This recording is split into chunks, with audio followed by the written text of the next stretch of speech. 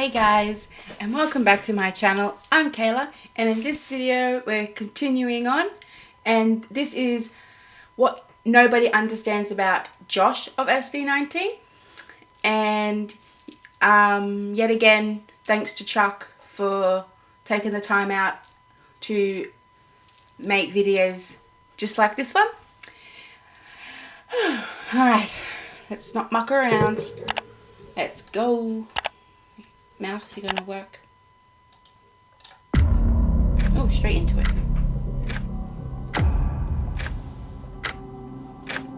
Mukha lang ako hindi legit pero dati dumadayo talaga ako ng Dota. Yung pinakamalit lang.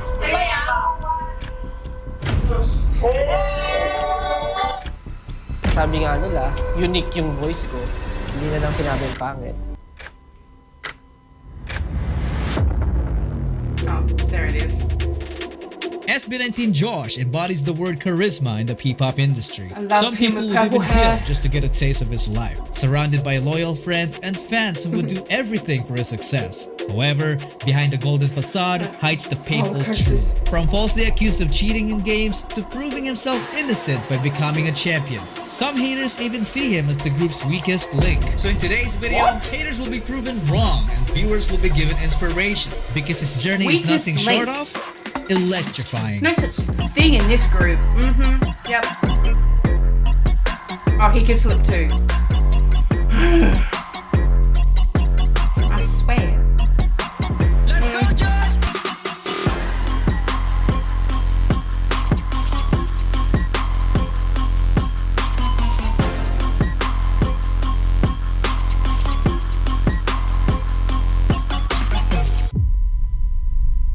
Josh Cullen Santos was born in Las Piñas City, Philippines. He was raised by his mom Aldrin along with his sister Yuna. He also had two other siblings who didn't grow up with him and they remain undisclosed to this day. When Josh was 3 years old, they moved to Imus, Cavite. Having a single mom, Josh and his sister had to be entrusted to the care of a housemaid because their mom had to work away from home to support them. But instead of receiving care, they experienced hell at a very young age because this so-called housemaid physically tortured them by making them strip and pouring melted candle wax all over their bodies. I'm not even sure how long this went on. Probably long enough that Josh was already able to remember it before the abuser got eventually apprehended and put into jail. He even shared that he still has the burn scars to this day. Josh was a very smart kid as he was a consistent honor student until he reached the 3rd grade. What? Why would someone do that to anyone, let alone a child? Like they were children.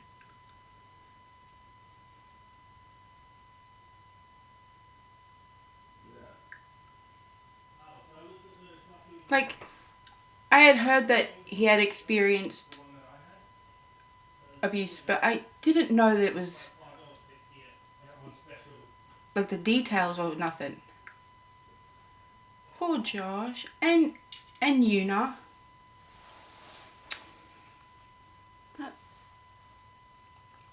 Yeah, I know what it's like to have a single mum and her having to work, because I come from a single parent household, unfortunately. My dad passed away when I was little, and my mum would work 15-hour days. But as I was the youngest, and my older brothers there was a significant age gap. So, wow, that's disgusting. Okay. Sorry, that shocked me. What the hell?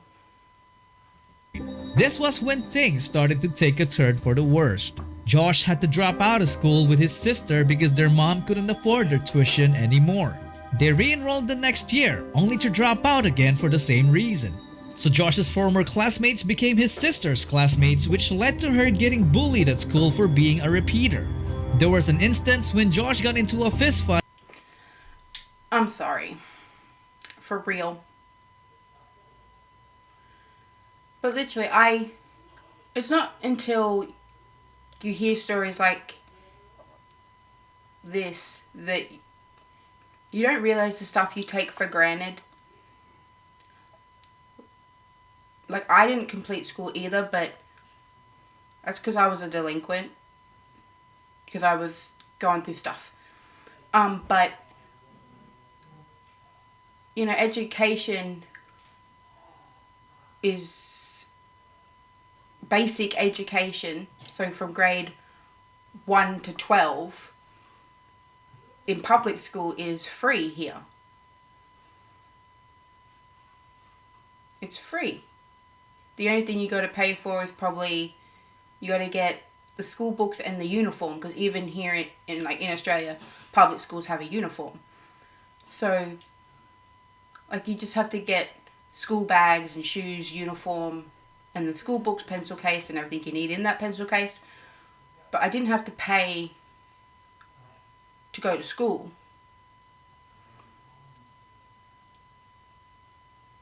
You know, I didn't, like, I took it for granted, and I do wish I went all the way to grade 12. But I didn't. It's not until you get into, like, maybe college, university, that you'll have to pay. But there's, like, this program where it's free, unless you're an international student, of course. If you're an Australian citizen, it's free. And you only have to pay the money back if you ever find yourself in a position where you get a job that pays you a certain amount. So you earn a certain amount that the government will go, hey, you have this debt. Now that you're earning enough money to live your life and pay this debt at the same time, can we please have the money back? But not the only way you'd be asked to pay it back is if you got that good paying job, or you're earning enough to support your basic needs, then you pay it back. I'm not sure if that's the same everywhere else in the country, but it was on where I've lived, and I've lived in Queensland, New South Wales, and the ACT. So it was the same down the coastline. So yeah, I didn't have to drop out of school because Mum couldn't afford to send us. I might have gone to school maybe without food, but I had pretty cool mates that would be like, hey, we noticed you didn't bring any food. I don't want this anyway. Do you want it? But a majority of the time I had food, or at least a couple dollars to go to the school canteen and buy some food from there. Canteen, tuck shop, wherever in the country you are that you call it. But yeah, you know, I'm humbled all the time when I learn stuff about other countries. It's like, man, here I was bitching and complaining.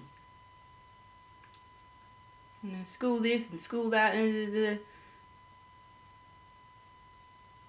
know, I think it's just because, especially at the time, it was, oh, everyone has this. Everyone gets this. Because you live in, like, your country, like a country bubble. You know, you don't, until you start seeing things or hearing about things, and you're like, wow, other countries didn't have that, don't have that.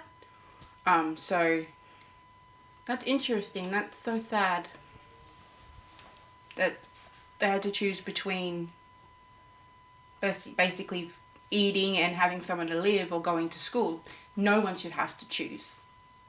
Those are rights. You have a human right to get an education if you want one, to have a roof over your head, to have food on the table. Like, that's a human right, and it's so sad that there really are people out there who don't have those things. They have to choose which one is more important to them. and that breaks my heart. Fight against his own former classmates to defend his sister. Imagine how messed up that is.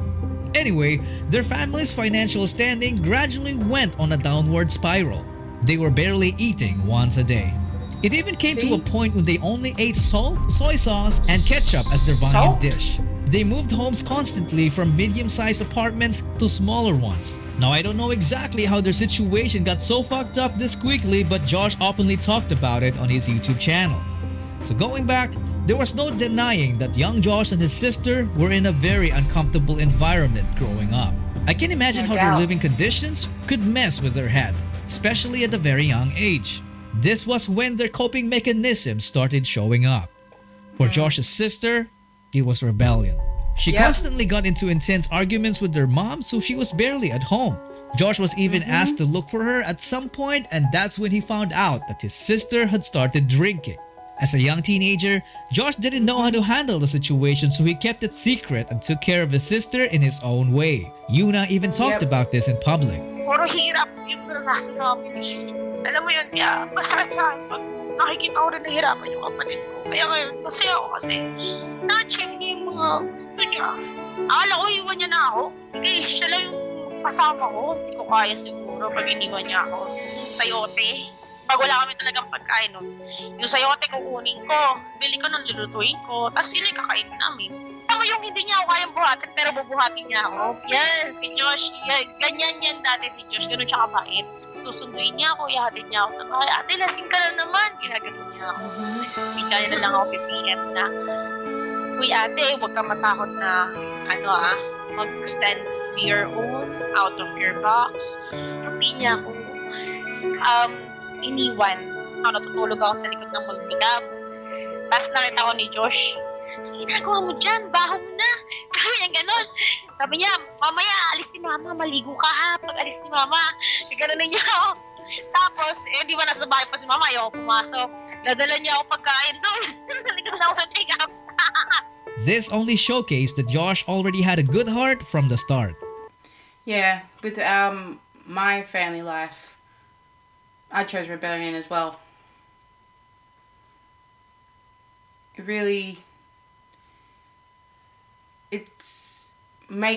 though you don't realize you're like, oh, I'm going to be rebellious. It's just you just did it. Like I just did it. You know, I was doing a lot of things as a teenager that I should not have been doing, and like I was also underage drinking. I was smoking cigarettes. I was smoking other things, and I was hanging around a really, really dangerous, bad crowd. A very unpredictable crowd. But those people shaped me, and I think that's why I'm very good with people. Because I grew up with these people. Like, yes, my mum raised me with common sense and respect and everything like that. But I've been on the other side of it. I was raised by two. I was raised by the people I was hanging out with, and I was being raised by my mum. These two lives, did everything in my power to make sure never met. And it's just an outlet. It can be extremely dangerous, and of course it's unhealthy. That's why it's so important to have someone who will listen to you. Not always want to fix it, but just will just let you vent and what's going on, that you can trust with your biggest things, your biggest secrets, your biggest burdens, and know that they're not going to say anything or judge you for it. So it's great that Josh's sister had Josh, because he was also living it too, but they coped with it in different ways. The same with me and my brothers. I coped with it with rebellion. My brothers, they had their ways, much healthier ways. But yeah, so I can sympathize with his sister a lot. So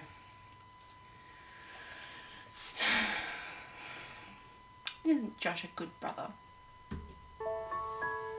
And if you think they already went through the worst, it only gets even worse. Of course it Josh does. got diagnosed with stage 3 dengue.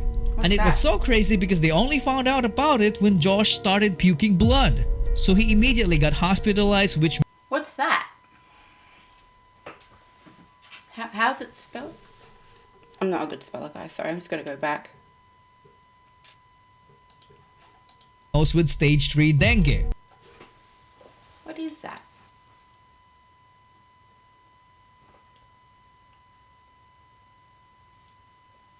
D-E-N.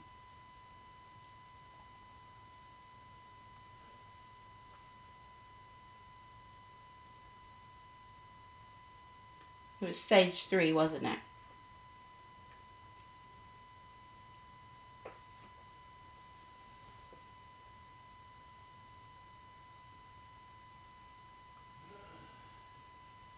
Most severe forms. Characterized by mild shock with signs of a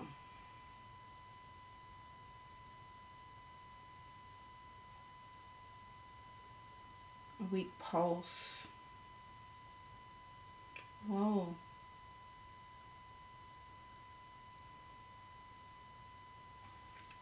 Wow.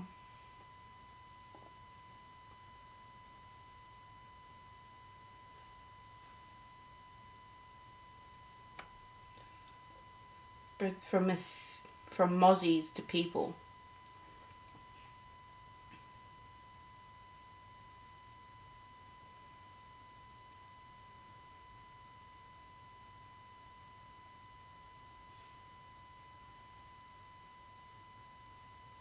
Wow. Oh, it could be fatal. Oh, poor Josh. Wait, there's a map here saying where they get it. Hold on. Do we get it here? Please tell me we don't get it here.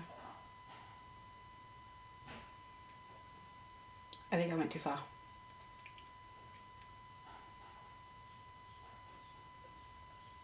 There we go.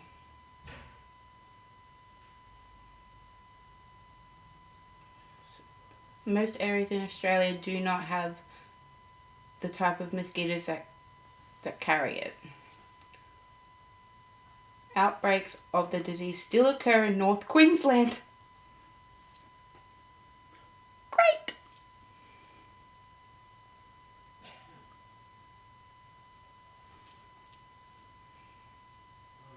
Becomes infected overseas and then bitten by a mosquito in Australia. That mosquito can then spread the virus to others.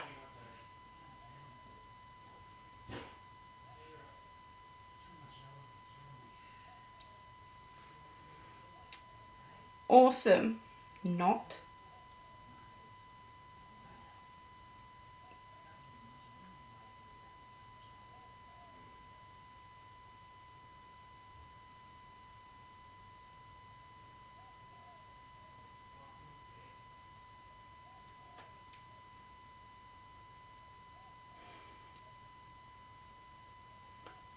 Wow. So the one area of my country that gets outbreaks every now and then, even though it's the north of my state, it's still my state. And if someone travels up north to see family or whatever, or go on holiday because it's a tropical area, and then they come back down, amazing. Well, just found out that it can come into my state. Awesome. Now I'm definitely going to be a little bit more wary of mosquitoes. Mozzies. Oh, poor thing. And it was so crazy because they only found out about it when Josh started puking blood. So he immediately got hospitalized, which meant draining their finances even more. The good thing about it was that they had a relative in the US who lent them some financial assistance. He gradually got better and got out of the hospital. They were fine for a while until their family's loans started piling up and there was nowhere else to borrow money from. They hit rock bottom to the point that they were forcefully evicted from their rented home, and I don't mean just receiving an eviction letter, but actually having a squad of authorities haul their belongings off the property. Josh saw this moment as his wake-up call. He was so fed up with the situation, so he decided to take matters into his own hands by leaving his family to become independent. He started. They actually do that? People will actually come on and touch your stuff and take it off the property? I don't think we have that here. Like, there's a whole process you have to go through. You can't just go in and touch someone else's belongings. Because there's this thing called squatters' rights here. If you can't afford something, you can, after a certain thing, you can actually claim squatters' rights. Like, renters have a lot of rights here. The amount of things I take for granted. Like, yeah, I've moved a lot. I have not lived anywhere longer than 5 years. 5 years is the longest I've lived in a house. Or a townhouse. Or, because let me do the math. Now, from my memory, my mum told me that we moved once when I was newborn because we needed a bigger house. Because there was now 3 children and my mum and dad. So, 1, 2, 3, 4.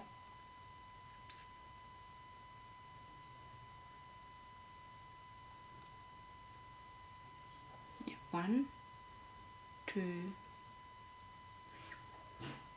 5, 6, 7, 8, 9, 10, 11, 12, 13 times. And I'm currently in a position where it could be 14. Because as my rental is up for sale and they don't know if it's going to be an investor that buys the place or someone who wants to live here. So I don't actually know what's happening. But anyway, that's my business. But wow. All the stuff I have taken for granted. I am being humbled here. That's not fair. Hard times, so you make it harder for them. Started working as an internet cafe attendant while crashing into his friend's house and didn't even mind sleeping on the floor. Yeah, I tried to be independent and move out of home. I moved into my friend's place. I was sleeping on a mattress in her garage. In my best mate's place, like, I loved living there because, I was with her, but our living styles are different. So we were clashing. So I moved back home again. Which, because I moved from the ACT, Canberra, back to Queensland, which is 19 hours away from her. And I was like, no, I miss her too much. So I made the decision to move out at 16. And I lived with her. But it was a short time. It was like 4 or 5 months. But we were clashing. And like, she's my best mate, so there was no way I was going to sacrifice our friendship for anything or anyone. She's my person, so that's okay. We just don't have the same living styles. So I swallowed my pride and I called my mum and said, hey, is there any way we can scrape the money up to get me home. And my mum always figured it out. My mum was one hell of a budgeter. She still is. But yeah. So I was sleeping on a mattress in her garage until her dad built me a bed out of bits of old bunk bed. Because he's brilliant like that. And he loves me. Hi, Matt. Hi, Kayla. Hi. Yeah, my best friend has the same name as me. Because Kayla's are the best. But yeah, I'm being humbled here. If his sister's coping mechanism was rebellion, his was different. It was gaming. That was my brothers. They're gamers. He fell in love with highly competitive games such as Dota, Dance Dance Revolution, Oh, I love that Call game. of Duty, and more. Do you remember the old I stereotype suck when at Call this of Duty. look is considered as an okay player, while this one is the epitome of someone who could give you a run for your money? Man, I played Call of Duty with my brother, my cousin, and my cousin's boyfriend at the time. And I can't make this up. But it was, I believe it was Call of Duty, but it was definitely one of the shooting games. And my cousin's boyfriend at the time just was carrying around like a knife, and he just wanted to get rid of it because the time was about to be up. And he threw it. There's like 2 seconds left. It hits one of the buildings in the game, bounces off, and hits me in the back of the head. I was like, damn it, I nearly made it one round without dying. Yes, I didn't know how to shoot the gun, but my goal was don't die. Make it one round without dying. And I nearly made it too. And it was a complete accident. He's like, oh, I couldn't have done that if I tried. Yeah. Mate, you ass. I'm not good at games. Dance Dance Revolution, on the other hand, I was the queen at it. Because it was the cheapest one when I was in high school. Every time I was at the mall, I'd kind of sneak off into Infinity and get a couple rounds of Dance Dance Revolution in. And everyone was so surprised. They're like, I thought you'd be on beginner. I probably couldn't do it now, to be honest. I'm kind of unfit. But Well, Josh was exactly that. He could build Lothar's Edge in 5 minutes, and he used to visit nearby towns' internet cafes with his buddies to play competitive Dota, Biolan, and won most of them. There was an arcade called Flashback in Cavite where the name Byte was commonly seen in the top score leaderboards. And guess what? That name belongs to this kid. His name earned the reputation of a DDR master. He even competed I would be a professionally mouse. and became a champion. He got so good at video games that when he started playing Call of Duty, most of his opponents mass reported him because they thought he was cheating. In reality, what? he was just too good. So because you suck at the game, or you're not as good as him, he's cheating? Is that right? Why would you want to cheat at a game anyway? Isn't the whole point of playing a game is to play the game? Just enjoy the game, play the game. You see, I'm not a gamer, so I don't get any of this. Account permanently banned. For reals?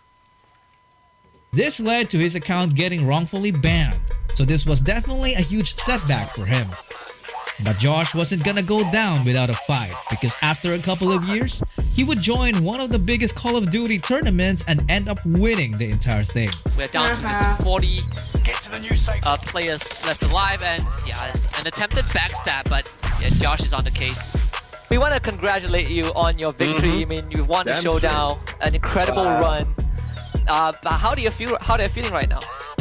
Well, I'm actually really overwhelmed right now.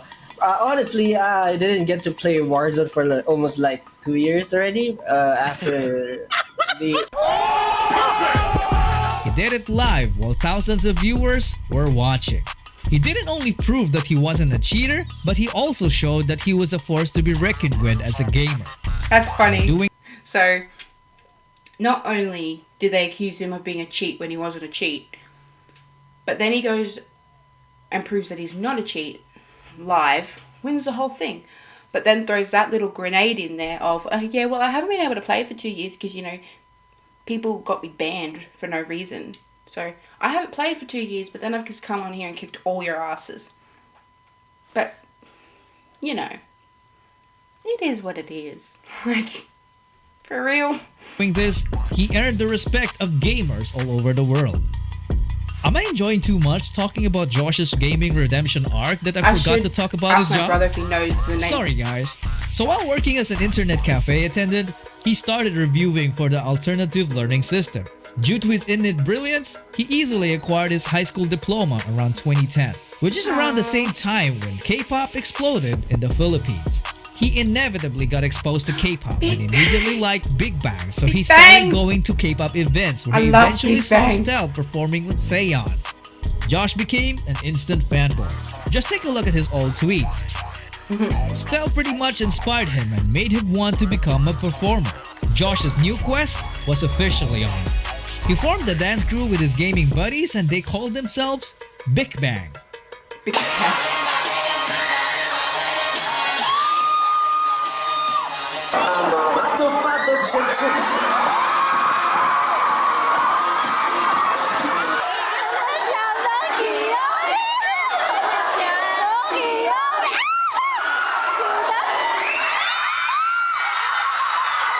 We all start somewhere, don't you agree? Back to his I job, love the Big Bang family so who much. owns the internet cafe he was working at apparently wanted to adopt him, but their attitude towards him noticeably changed after finding out that Josh had started performing. They suddenly increased his 9-hour shift to 18 hours, which left him no choice but to quit the job. He was given only a week's notice, so he had to find a new one as quickly as possible. His best option was to apply as a call center agent. In his first 2 attempts, he passed everything except the final interview because he was lacking a college degree. So he tried to put college undergrad on his resume and that's when he got accepted.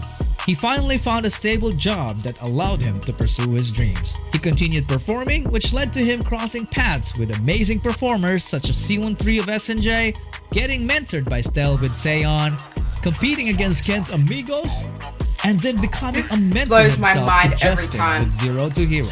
It's so amazing how he quickly evolved as a powerhouse performer even before the whole training thing with Show BT. In fact, he would become one of the biggest reasons why SB19 came to be because he was the one who recruited Ken and Justin. Exactly. During their rise in popularity, Josh started hearing about his long-lost father. Opo, never po. Recently po parang may nagpakilala po sa akin na kapatid po ng father ko. Kaso daw po, wala na daw sa katinoang isip. So, nagpupo na lang po. Oh my. That's sad.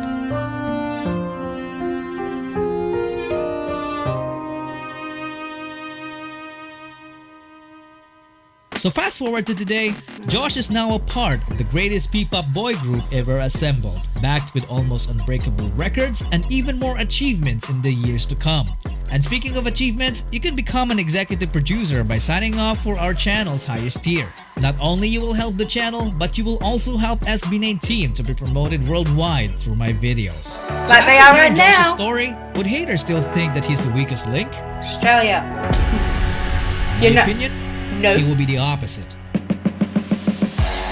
He Never pretty much was. blew the haters away.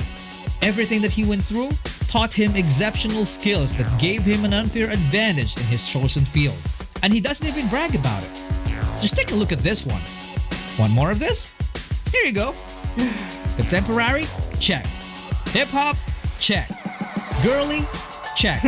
You can put a check as well on the musical instruments like the keyboard and the guitar. Even choreography. And talking about checks, how about fat checks? Because the dude is an investor and practices stock trading. It is Wow. even rumored that he's one of the richest SB19 members and makes the biggest business decisions for them. He gained the respect of his co-members because he's a survivor. He used his experience to keep the people around him involved, not just within his group, but also everyone in the music industry. He could easily become a life coach if he wanted to. Josh is simply the perfect example of talent and hard work. Which brings us to the lesson of his story. In his tale, we learn that no matter how broken your life becomes, everything will be fine as long as you don't break yourself. By not giving up, he slowly acquired different tools that would eventually allow him to fulfill his destiny. He believed that the best way to predict the future was to create it.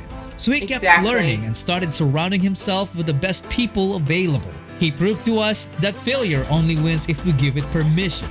And dreams do come true. It's just a matter of decision.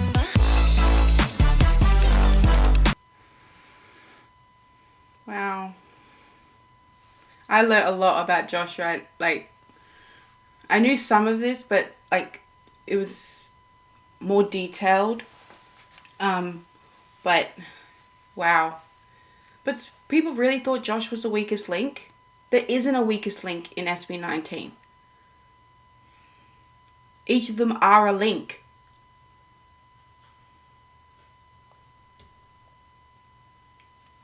Like, seriously?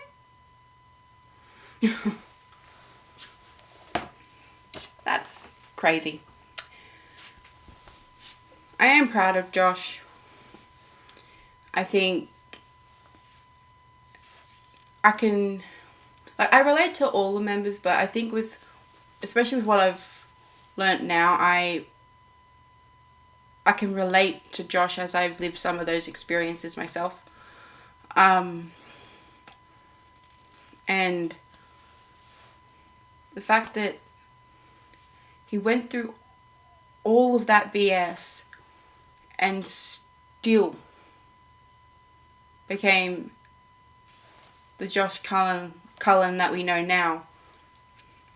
It's just like, man, like, good on you, Josh. Like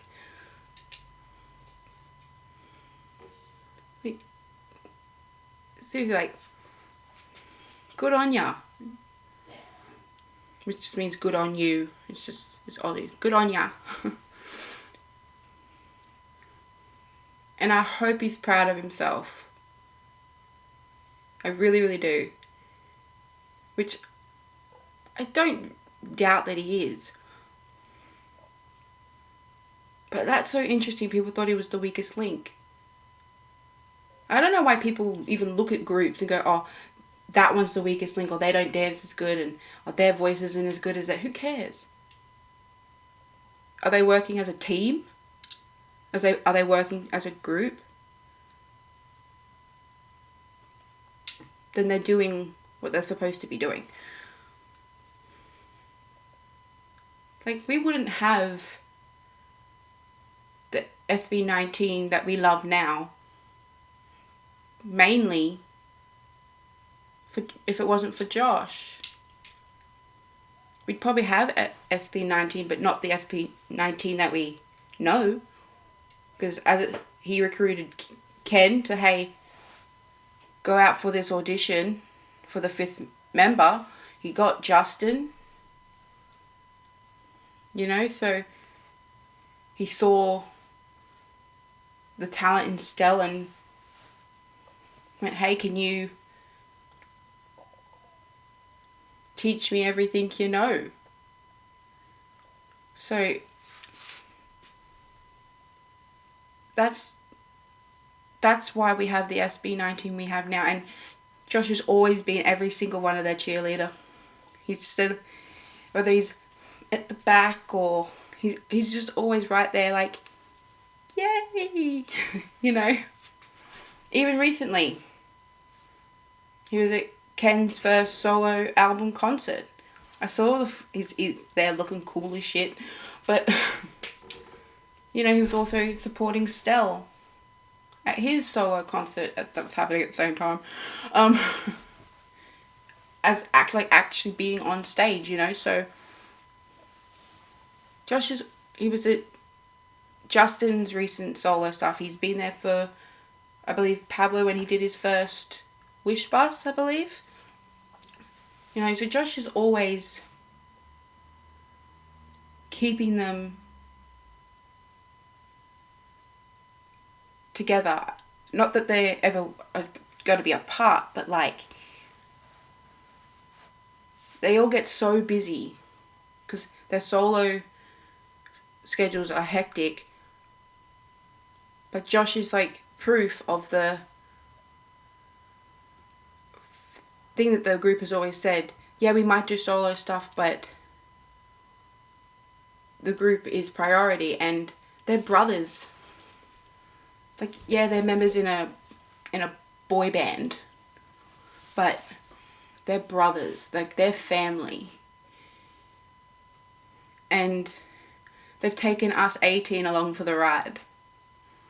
And man, I don't even like roller coasters. And this roller coaster that is SB19 is intense. But most of the time, you're just laughing and having a good time and enjoying yourself. But there are moments where all of a sudden this ride just plummets. And you're like, I got whiplash. It's literally the most insane roller coaster ever. Because it's like the main roller coaster, which is SB19, and then it's got like bits that go off that are like solo career. So it's like, oh, Pablo's doing something. A quick like whack to the left. Oh, Stella's doing something. Sharp right. Like, oh, wait. Ken's doing something. Now you're going backwards. What the? Up, down, left, right, round, and dizzy and broke. But that was so interesting to learn, you know? Wow. Like, I always had respect for Josh, but living such a similar life, you know, seeing what my mum was going through, you know, 3 kids, doing it on her own, and with me being so disrespectful to her at times, and I still find myself doing it, but I'm getting a lot better. I'm catching myself. But she keeps going, you know. She's exhausted, but she keeps going. Because even though we're all adults now, I've even said that to her, like, Mom, we're adults now. You can rest, because when you're a parent, you never rest. Doesn't matter how old your kids get. Doesn't matter if your kids get married and they have their own kids. Once you're a parent, you're a parent. No matter what. So, seeing everything my mum's gone through, and then as I've gotten older, understanding all her sacrifices, because I wasn't noticing them at the time. Like, there'd be times when she wouldn't eat, and I'd be like, aren't you eating? And then she'd go, oh no, I'm not hungry. Like, yeah, sometimes she might not have been hungry, but there's times she deliberately went without because there wasn't enough to feed us 3 and herself. You know, my mum worked her ass off 15 hours Monday to Friday and 6 hours every second Saturday. So really, my mum would only ever have 6 days off a month. That's it. Every Sunday she was at home. And every second Saturday she was at home. So, but even though she wasn't at work, Sundays and those second Saturdays would be the times where she'd have to go find deals to go find food, and do the kids need something for school, or I got to clean the house, or, you know, my mum was always on it. And I have definitely taken her for granted, and hearing all these stories through Chuck's videos, I've taken a lot of things for granted. And I love being humbled like this, because it just reminds me of my mum's teachings. Don't complain about what you have, because there is someone out there who has the dream of having what you have. Even though I didn't have much, I still had more than someone else out there in the world. And a lot of the times I was always complaining about material things, you know, so things that didn't matter in the end, that eventually you want to upgrade, whether it be a phone or an item of clothing, that, you know, things that didn't matter. But everything else was just like, you know, I didn't complain about those things. It's like, I can't miss what I never had. But you do. At times, you're like my main thing was my dad. Because I knew how much of a hard worker he was and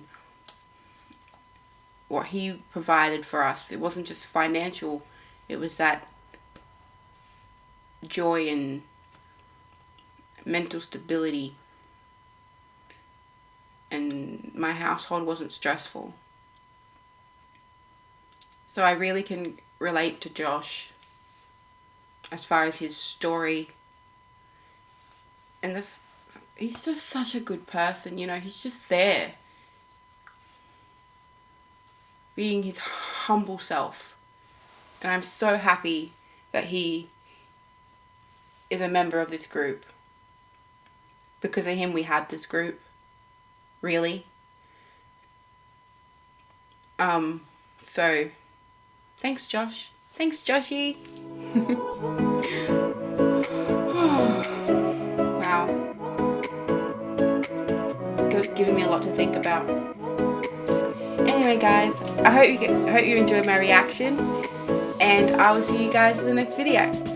Bye.